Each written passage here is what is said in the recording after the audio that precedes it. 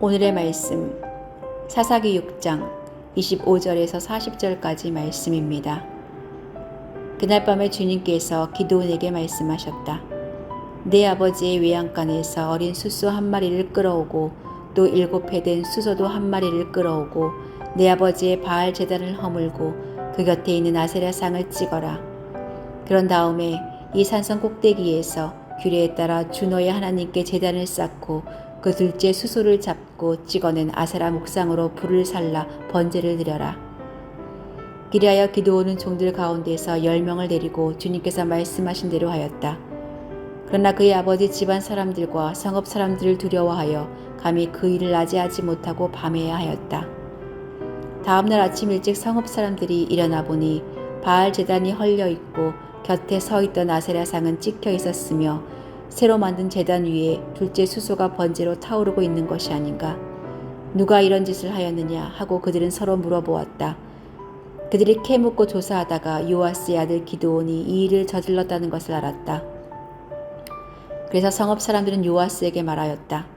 당신의 아들을 끌어내시오. 그는 죽어야 마땅하오. 그가 바알의 제단을 헐고 그 곁에 서 있던 아세라 상을 찍어버렸소. 요아스가 자기를 둘러선 모든 사람에게 이렇게 말하였다. 당신들이 바알의 편을 들어 싸우겠다는 것이요. 당신들이 바알을 구할 수 있다는 말이요. 누구든지 그의 편을 들어 싸우는 사람은 내일 아침에 죽음을 면하지 못할 것이요. 만일 바알이 신이라면 자기의 제단을 헌 사람과 직접 싸우도록 놓아두시오. 그래서 그날 사람들은 기드온을 여룻바알이라고 불렀다. 그가 바알의 제단을 헐었으니 바알이 직접 그와 싸우게 하라는 말에서 그렇게 부른 것이다. 그때 미디안 사람과 아말렉 사람과 사막 부족이 모두 함께 모여 요단강을 건너와서 이스라엘 평지에 진을 쳤다. 주님의 영이 기드온을 사로잡으니 기드온은 나팔을 불어 아비에셀족을 모아 자기를 따르게 하고 전령들을 온 므낫세 지파에 보내어 그들도 자기를 따르게 하였으며 아셀 지파와 스불론 지파와 납달리 지파에도 전령을 보내니 그들도 그와 합세하려고 올라왔다. 기드온이 하나님께 아뢰었다. 참으로 주님께서는 말씀하신 대로 나를 시켜서 이스라엘을 구하시려고 하십니까? 그러시다면 내가 양털 한 뭉치를 타작마당에 놓아두겠습니다. 이슬이 이 양털 뭉치에만 내리고 다른 땅에 모두 말라 있으면 주님께서 말씀하신 대로 저를 시켜서 이스라엘을 구하시려는 것으로 알겠습니다. 그러다 정말 그렇게 되었다. 기드온이 다음날 아침 일찍 일어나서 양털 뭉치를 쥐어짜보니 양털 뭉치에 내린 이슬이 쏟아져 그릇에 물이 가득 찼다. 기드온이 또 하나님께 여쭈었다. 주님, 저에게 노하지 마십시오. 제가 한 번 더 말씀드리고자 합니다. 양털 뭉치로 한 번만 더 시험하여 보게 하여 주십시오. 이번에는 양털은 마르고 사방의 모든 땅에는 이슬이 내리게 하여 주십시오. 그날 밤에 하나님은 그대로 하여 주셨다. 양털은 말라 있었고 사방의 모든 땅만 이슬로 젖어 있었던 것이다.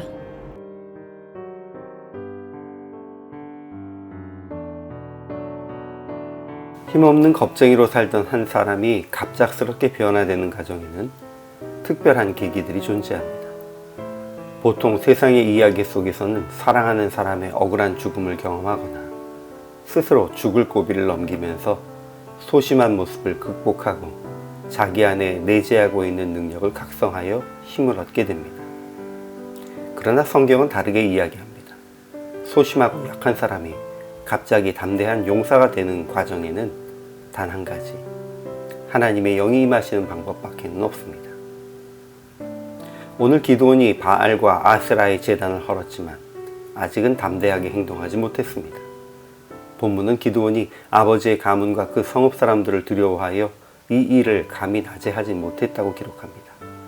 그렇게 일을 벌리고는 숨어버린 기드온을 마을 사람들이 찾아 죽이려 하지만 다행히 그 아버지 요아스가 바알이 살아있는 신이라면 그가 알아서 벌할 것이다 라고 말하면서 소요를 잠잠히 했습니다. 그러면서 기드온은 여룻바알, 바알에게 대항한 사람이라는 이름을 얻게 됩니다. 여기까지는 아직 기드온이 담대하지도 못했고 주변 사람들은 기드온이 반드시 바알의 저주를 받아 죽을 것이라고 생각했습니다. 그러나 이제 여호와의 영이 기드온에게 임한 후 그의 행동은 바뀌었습니다. 나팔을 불어 아비에셀 사람들을 불러 모았고 사자를 보내 므낫세, 아셀, 스불론, 납달리의 많은 사람을 전쟁을 위해 모이도록 했습니다. 그리고 그들 앞에서 양털과 이슬을 통해 반복해서 하나님의 뜻과 때를 물으며 하나님께서 이스라엘을 구원하시려는 계획을 확인시켰습니다.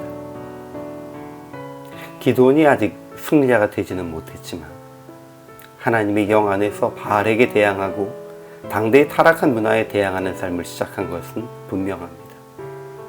그리고 우리는 그런 기드온이 이스라엘의 승리를 가져온 것을 이미 알고 있습니다. 기드온은 여룻바알, 바알에게 대항한 사람이라는 이름을 얻게 됐습니다.